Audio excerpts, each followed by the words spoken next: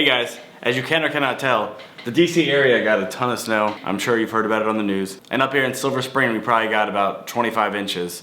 So here's a quick time lapse of the downtown area filling up with snow from my apartment window. Enjoy.